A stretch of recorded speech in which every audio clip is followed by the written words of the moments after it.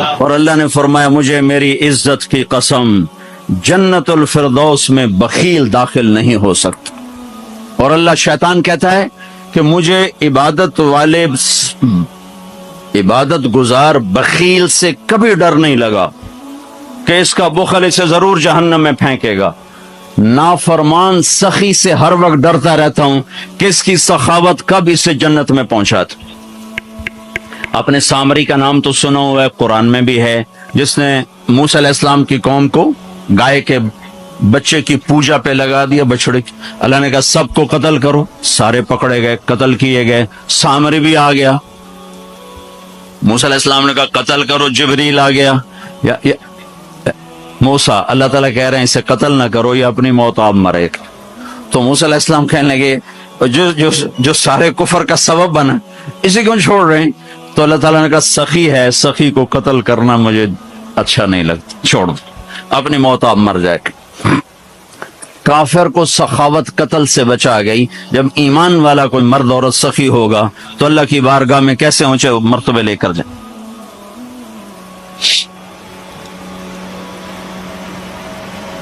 تو اپنے اوپر خرچ کرو وسعت کے مطابق. اللہ نے روکا نہیں ہے، منع نہیں کیا ہے، لیکن غریب کو بھی یاد کرو.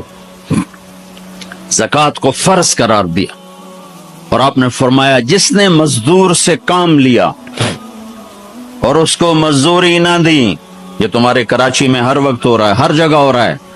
جتنا بڑا کوئی طاقتور ہے اتنا وہ اپنے نوکروں پر ظالم بھی ہے، جابر بھی ہے، اور ان کے حقوق بھی مارتا ہے، چون فریاد ہی نہیں کر سکتا. میرا پنجاب کا زمیندارہ ماحول سارا ایسا ہی. تو آپ نے فرمایا جس نے مزدور سے کام لیا اور اسے موقع پہ تنخواہ نہ دی اور اس کے پیسے مار لیے تو اس مزدور کا قیامت کے دن میں وکیل بنوں گا، میں اس کا کیس لڑوں گا. اور جس کا کیس میرے نبی نے لے لیا پھر اگلا کوئی بچ کے جا سکتا ہے کہیں؟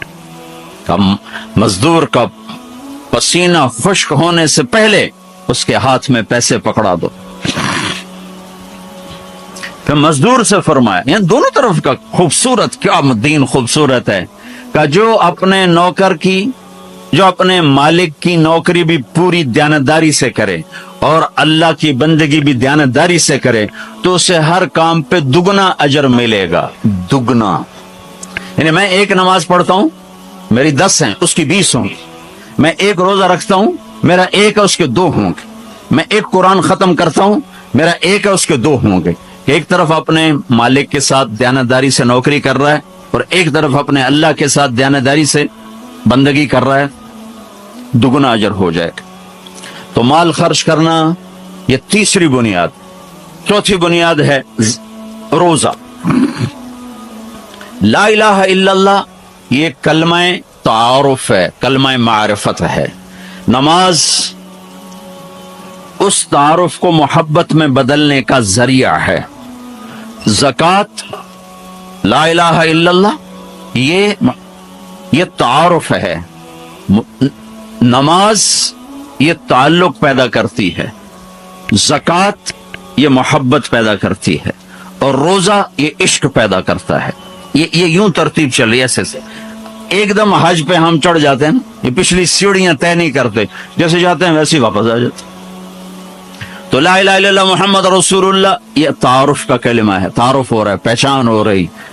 جیسے میرا باپ کا ایک تعارف ہو رہا ہے، چہروں سے ہم پہچان رہے ہیں ایک دوسرے کو، کسی کو ہم نام سے پہچانیں گے، پھر ملتے رہیں گے تو تعلق بن جائے گا، ایک دوسرے پر خرچ کریں گے تو وہ محبت بن جائے گی. تو لا الہ الا اللہ محمد رسول اللہ یہ کلمہ معرفت ہے، پہچان. نماز اس معرفت کو تعلق میں بدلتی ہے، اور پھر زکوٰۃ اس تعلق کو محبت میں بدلتی ہے. پھر محبت کو آگے پروان چڑھا کے عشق تک پہنچانا ہے تو اس کے لیے بھوکا پیاسا رہنا اس کا لازمی امر ہے. تو اس کے لیے روزہ رکھا گیا کہ روزے رکھ، اللہ کے لیے بھوکا بھی رہے اور پیاسا بھی رہے. اب یہ بھوک اور پیاس مل کر اس کے اندر ایک عشق کی آگ لگاتی ہے. پھر یہ عشق مجبور کرتا ہے کہ محبوب کو دیکھوں تو صحیح، اس کا دیدار تو کروں، اور نہیں تو اس کے گھر کا دیدار کروں، کہیں تو نظر آئے، کہیں تو کوئی آثار دیکھوں. تو پھر اس کے لیے بلایا گیا کہ اب آؤ والہانہ عاشقانہ مجنونانہ، چونکہ جو عاشق ہوتا ہے وہ زیب و زینت سے بے نیاز ہوتا ہے، وہ تو دیوانوں کی طرح آتا ہے، لہذا کہا بھائی دیوانوں کی شکل بناؤ، ٹوپی اتار دو، خوشبو پھینک دو، کنگھی پھینک دو، کفن پہن لو، جوتا بھی ایسا ہو کہ صرف تمہیں گرمی سے بچائے، سردی سے بچائے، اور آؤ میرے گھر کی طرف۔ کراچی میں کہا تضرعا و خفیہ، مجھے یاد کرنا تو آہستہ آہستہ، شور نہ مچایا کرو، اور جب بیت اللہ میں بلایا فلا عجب ثج، شور مچاتے ہوئے آؤ، کہ دیوانے شور مچاتے ہوئے پہچانے جاتے کہ دیوانہ ہے، بڑا سنجیدہ ہو تو بڑا عقل مند ہے، کہ نہیں وہاں عاشق بن کے جانا ہے، عاشق ہوں میں عشق کماں میں، یہ میری زبان کی شاعری ہے، تمہیں مزہ آئے نہ آئے مجھے مزہ لینے دو، عاشق ہوں میں عشق کماں میں، دل رکھیں وانگ پہاڑاں ہو، سہ سہ بدیاں ہزار غلام ہیں، کر جانے باغ بہاراں ہو، منصور جے چک سولی دیتے، جڑے واقف کل اسراراں ہو، سجدیں سر چائیں نبا ہو، توڑے کافر کہن ہزاراں ہو، عاشق سوئی حقیقی جیڑا قتل معشوق دے مننے، سر نو جوڑے تے مکھ نہ موڑے، ہمیں 100 تلواراں کھنے، سچا عشق حسین علی دباہو، سر دتے تے روز نہ بھنے، یہ حج ہے، یہ حج ہے۔ اب الحب ان یخفا وقد کم کتمتہ فاصبح عندی قد اناق وطنبا، یہ ایک لڑکی بیت اللہ کا طواف کر رہی تھی اور یہ شعر پڑھ رہی تھی، اذا شد شوقی ہام قلبی بذکرہ وان رمت قربا من حبیبی تقربا، اور جنید بغدادی طواف کر رہے اور ان کے کانوں میں شعر پڑے، اور شعروں کا ظاہر بڑا جب ہے کہ میں نے تو محبت کو بہت جھٹکے دیے، بہت اپنے آپ کو بچایا، پر عشق نے میرے دل میں ڈیرے ڈال دیے اور خیمے کاٹ دیے، تنابیں کس دیں، مجھے کہیں کا نہ چھوڑا، مجھے کسی کا نہ چھوڑا، میں ایک ہی کی ہو کے رہ گئی، جب اس کا خیال آتا ہے تو میں پاگل ہو جاتی ہوں، جب وہ نظر آتا ہے تو میں ہوش میں آتی ہوں۔ تو وہ جنید بغدادی کہنے لگی وہ لڑکی بیت اللہ میں کیا کہہ رہی، تو اس نے دیکھا اور ہنس پڑی، لولا التقى لم اهجر عن طيب الوطن، کیا سمجھے ہو، میری بات کو غلط سمجھے ہو، مجھے میرے رب کا عشق رات کے اندھیرے میں یہاں لایا، میں کسی اور کی بات نہیں کر رہی۔ پھر کہنے لگی تم کس کا طواف کر رہے ہو، تو جنید کہنے لگے بیت اللہ کا، تو وہ زور سے ہنس پڑی اور یوں آسمان کو دیکھا، کہنے لگی واہ میرے رب، تیرے بھی کیسے دیوانے بندے ہیں جو تجھے چھوڑ کے پتھروں کا طواف کرتے ہیں، جو تجھے چھوڑ کے پتھروں کا طواف کرتے ہیں۔ جنید فرماتے میں تو بے ہوش ہو کے گر گیا، جب ہوش آیا تو وہ بچی جا چکی تھی۔ تو لا الہ الا اللہ محمد رسول اللہ پہ محنت تعارف، نماز پہ محنت تعلق، مال کا خرچ کرنا محبت، روزے رکھنا عشق، اور حج پھر وصال ہے، ملاپ ہے، ملاقات ہے۔ دیکھو نا، کوئی عبادت کی شکل ہی نہیں ہے کہ ایک آدمی ننگے سر ہے، 2 چادریں پہنی ہوئی ہیں اور بیت اللہ میں چکر لگا رہا ہے، بھائی کیا کر رہے ہو؟ کہ اونچے کوٹھے تے چڑھ دیکھا، ابھا دیکھا لمحہ دیکھا، ڈٹھی دل کو دیواں ٹیکاں، سجن ملسم کے مر پوساں، یہ طواف ہے کہ میں تو کبھی دائیں دیکھتی ہوں، کبھی بائیں دیکھتی، کبھی آگے کبھی پیچھے، کہیں میرا محبوب نظر آئے، نہ نظر آئے تو میں مر جاؤں گی، جان کی بازی ہار بیٹھوں گی، میں محبوب کی تلاش تیرے کوچے اس بہانے، مجھے دن سے رات کرنا، کبھی اس سے بات کرنا، کبھی اس سے بات کرنا۔ حج عشق ہے، وہ ہمیں حاصل نہیں ہوتا ہے، لہذا تھوڑی سی تکلیف آتی، عثمان جی پیسے اتنے لائے نہیں تحقیق کی تجھے ساڑھے نہ، کیونکہ وہ تو کھانے پینے کا پروگرام ہے، کھابا پروگرام ہے، کیا بوفے مجھے یاد نہیں آ رہا تھا، بوفے ٹھنڈا ملا ہے، اس کے تو تصور میں ہی نہیں ہے کہ میں کسے ڈھونڈنے آیا ہوں۔ ایسا تو نہیں حسین بچوں سمیت نیزوں پہ چڑھ گئے تھے. ایک ام عائشہ بیٹھی کپڑا سی رہی تھی, سوئی گر گئی, تھوڑا سا اندھیرا نظر نہیں آ رہی, ہمارے نبی کمرے میں انٹر ہوئے تو آپ کے چہرے کے نور سے سوئی چمکنے لگی تو آپ نے سوئی کو اٹھایا ہے. یہ میرے نبی کا ظاہر ہے جو اللہ نے اتنا خوبصورت کر کے بنایا. پھر یہیں ہمیں زندگی کی خوبصورتی بھی ملی کہ زندگی خوبصورت ہو. زندگی خوبصورت ہوتی ہے رویوں کے ساتھ. پہلا رشتہ خامند اور بیوی ہے, پھر اولاد ہے, پھر آگے رشتے بنتے ہیں, ماں باپ ہیں. یہ سارے رشتے یہ اس زندگی سے بنتے ہیں جو میرے نبی ہمیں سکھا کر. آپ بطور چونکہ آپ نے باپ تو دیکھا نہیں, ماں کو دیکھا ہے, اور ماں کے ساتھ زیادہ عرصہ نہیں رہے, صرف 6 سال رہے ہیں. تو ماں کے ساتھ کیا ہونا چاہیے؟ ماں کے ساتھ سلوک ہوگا تو ماں دعا دے گی نا. باپ کی خدمت کرو گے تو باپ دعا دے گا نا. آنکھوں میں آنکھیں ڈال کے بات کرو گے تو زندگی باپ کو تو نیند نہیں آئے گی, ماں کو تو نیند نہیں آئے گی. ماں باپ میں سلوک و اولاد لڑ کے بیٹھی ہو تو ماں باپ کو تو نیند نہیں آئے گی. بیوی بدتمیزی سے بات کرے تو خامند کے نیند اڑ جائے گی, خامند بدتمیزی کرے تو بیوی کی نیند اڑ جائے گی. تو یہ کہاں سے زندگی ملے گی؟ میرے نبی کے دروازے پر جاؤ, وہاں پتہ چلے گا کہ زندگی کیسے گزاری. تو آپ نے اپنی اس تمنا کا اظہار کیا, کاش میری ماں زندہ ہوتی تو میں اس کی ایسی خدمت کرتا. میں عشاء کی نماز کے مصلی پہ کھڑا ہو کر ہاتھ باندھے سورۃ فاتحہ پڑھ رہا تھا, الحمدللہ رب العالمین. ادھر سے میرے گھر سے آواز آتی, محمد. میری ماں مجھے پکارتی محمد.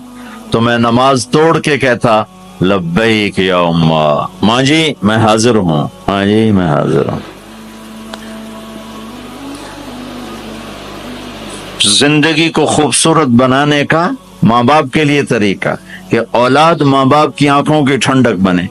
یہ بچے ہمارا سب سے قیمتی سرمایہ, اور انہی پر سب سے بڑا ظلم ہوتا ہے. سب سے بڑا ظلم ہے آج کے ماں باپ کا 3 سال کے بچے کو اسکول ڈالنا. سب سے بڑا ظلم ہے. وہ روتا ہوا جاتا ہے, روتا ہوا آتا ہے, اور ماں باپ سے اس کی محبت کی تار کٹتے جاتے ہیں, کٹتے جاتے ہیں, کٹتے جاتے ہیں. 7ویں سال میں وہ بدتمیز ہوا پڑا ہوتا ہے. امائیں پریشان ہیں, بچے بدتمیز ہیں, بچے بدتمیز ہیں, کیونکہ ماں نے گود نہیں دی. جو ٹائم ماں نے دینا تھا وہ دے دیا اسکول کو. اور ہمارے اسکول کاروباری ادارے ہیں, علمی ادارے نہیں ہیں, کاروباری ادارے ہیں. میرے ملک کا یہ روگ ہے کہ یہاں کا وکیل بھی کاروباری ہے, یہاں کا ڈاکٹر بھی تاجر ہے, یہاں کا وکیل بھی تاجر ہے, یہاں کا جج بھی بک جاتا ہے, اور یہاں کا اسکول اور کالج بھی کاروبار ہے. 3 سال کا بچہ جب ماں باپ سے دور ہوتا ہے, روتا ہوا جاتا, روتا ہوا آتا, تو وہ ماں باپ سے دور ہو جاتا ہے. اس کے اندر نفرت پیدا ہونی شروع ہو جاتی. سر اٹھا جو وہ سر نکالتا ہے تو وہ ماں باپ کا نافرمان ہو جاتا, بدتمیزی کرتا ہے, لڑتا ہے, جھگڑتا ہے, کیونکہ ماں اور باپ نے ٹائم نہیں دیا. اور پھر اس موبائل نے ہماری زندگی, گھر کی زندگی تباہ کر دی ہے کہ بچہ آ کر ماں سے بات کرتا ہے, ماں موبائل کو دیکھ کے بچے سے بات کر رہی ہوتی. وہ باپ سے بات کرتا ہے, وہ اپنے موبائل میں, اور بچے سے بات کرتا ہے. یہ اس بچے کی عزت کو ذبح کر دینے والی بات. آنکھ سے آنکھ ملانا عزت دینا ہے. میرے نبی پاک صلی اللہ تعالی علیہ وسلم کی طرف جب کوئی آپ کو بلاتا نا, یا رسول اللہ آپ سے, تو مثلا یہ ہماری مجلس ہے, ادھر بھی لوگ ہیں, ادھر بھی لوگ ہیں. اب مجھے کوئی ادھر سے بلائے تو میری تو اتنی گردن مڑے گی, کوئی ادھر سے بلائے میری اتنی گردن مڑے گی. لیکن میرے نبی پاک صلی اللہ علیہ وسلم کو ادھر سے جب کوئی آواز دیتا یا رسول اللہ, تو اب یوں نہیں کرتے تھے, ہاں جی 10 کی گل ہے, اب پورا یوں کرتے تھے ایسے. بولو میرے بھائی کیا بات, سبحان اللہ, اللہ اکبر. آپ کو ادھر سے کوئی بولا تھا یا رسول اللہ, تب ایسے نہیں کرتے تھے, ہاں جی بولو. اب پورا ایسے مڑ کر پھر فرماتے جی فرمائیے کیا بات. اب عام لوگوں کے ساتھ یہ فرماتے تھے, ہم تو اپنی اولاد کے ساتھ یہ نہیں کرتے, بیوی خامند کے ساتھ یہ نہیں کرتے, خامند بیوی کے ساتھ یہ نہیں کرتے.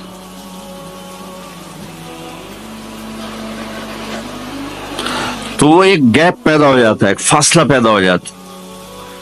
تو میرے نبی نے بتایا کہ ماں باپ کے ساتھ کیا کرنا ہے, کہ میری ماں ہوتی تو میں نماز ہی توڑ دیتا اس کے لیے. حج کا سفر